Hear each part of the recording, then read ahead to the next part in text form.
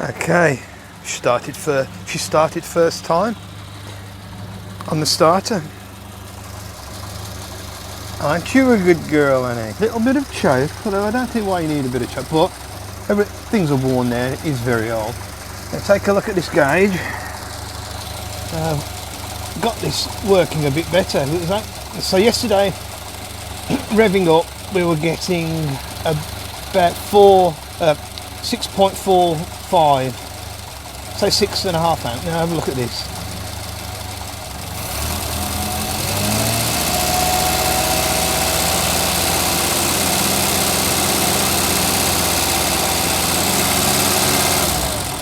.4 volt I was getting. Sorry, I said amp, but I meant volt. And now we're nearly getting a 6.957. So that means we're getting nearly a full volt more going into here. So remember what I said the other day? She needs a run. And the weather's looking pretty nice today. Bit of condensation in the exhaust there. Soon clean that out. I'll tell you something about the exhaust on this. I bought it in 1989, I think. Stainless steel. I know I should replace it. I should do some things with it, but it's working. And it's no holes in it. And it's doing what it should do. Let's do one more little rev, and then I've got a few jobs to do in here. I'll show you what I'm doing.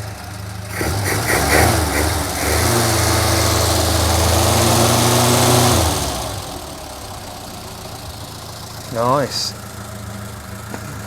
Okay, so it is new trickle charger time.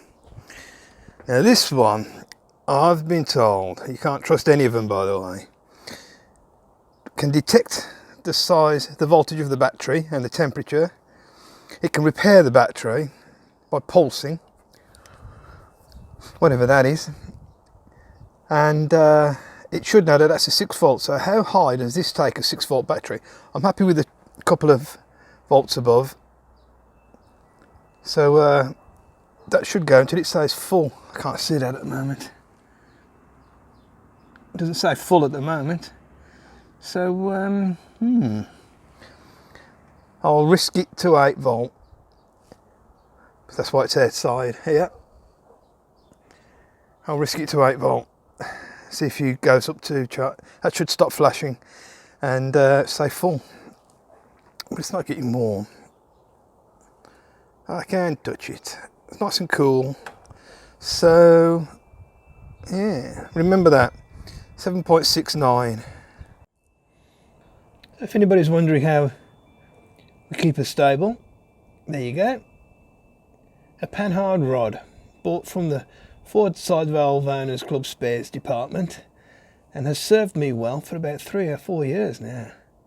Made a lot of difference. Now here's the kerfluffle with the battery chargers. The other one I had was the wrong one, so luckily I've got this one which is a multi-stage, and it's recognised that it's 6 volt. It's good, that's what we need. And I'm just doing a quick test on it. It's not charging now, it's actually saying that the battery's full. Can you see that? Right, there you go. It's saying the battery's full, and it stopped charging at 6.9. That's better than the other one. It only went up to 6.4. And over here, we've swapped everything over here on the diesel heater for this one. And this one should say full, and it does. Now that's just trickle charging this up here, which it isn't at the moment actually, because all the power for that at the moment is coming from the solar panel. Yeah. Anyway, this is the other job I had to do to get her out. Let me show you. There, that's good. Annie, I use this when I go to the car shows. I've got a couple of these. Great, had them made up, put them on stands, and everybody could see what she's all about. But when we put the diesel heater in, it has such a long run on the vent. I I had to move them. And then a little addition under here, as you could see from the other day, I nearly crashed into the wall. Well, I didn't crash into the wall, but I was very close. Now, if I do get close this time, the carpet will save me. But it is a bit of a squeeze. And then have another guess what else has happened. Having a bit of fun, but look at that. We only won an award.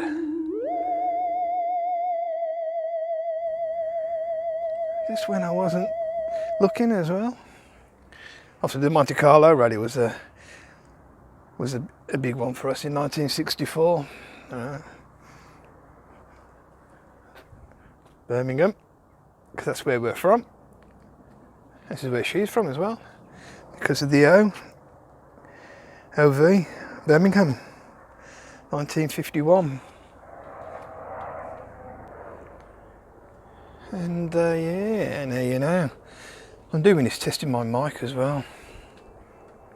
Well, yeah, that's better. 6 volt. So I can trust this one now. Where are you going?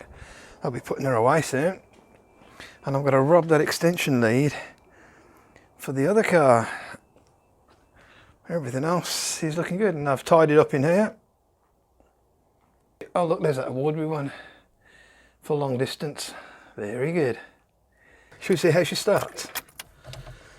Here we go. Here goes nothing. I should pull a bit of choke because she has been standing. Okay, there we go. Oh, see, she wanted to go then. That's a bit of choke. You sit there. That's how we flipping run the battery down. Oh, come on, Annie. See, only a little bit. Oh, Annie, flipping heck. There you go. Okay, I don't know how much of that you got, but she's going. There's a little quirk I want to show you in here. Some of you may have seen it. Can you see that? Have a guess what that is?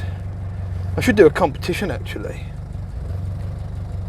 But that is a piece of UPVC plastic, and it's the size of my foot, which goes in the shoe.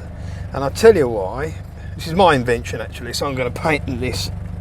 That's in my shoe. Imagine driving for miles. When I go to Braymore, and there's a long way to go, that clutch hurts the sole of my foot. It really does.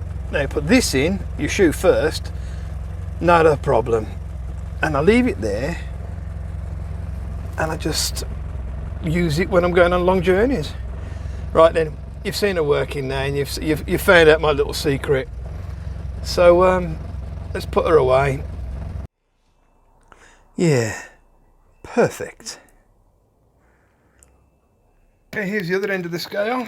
This is Mr. Riley. I'm sure you've all met before. It's like a fridge in this garage. The one guy, it's a bit bizarre. Oh, see, I'll just put that on, and it's come up full already, so that's good. So that one's for here, 12 volt for this, because she's 12 volt. And as I say, the difference in the garages, the one at the front, tropical. This is like Siberia, but she's covered up and she's full of antifreeze. And I think we're hopefully over the worst of the weather. So, and I think Madam agrees. Do you agree, Kira? Right, this is goodbye for now, just for this little short video. Bye.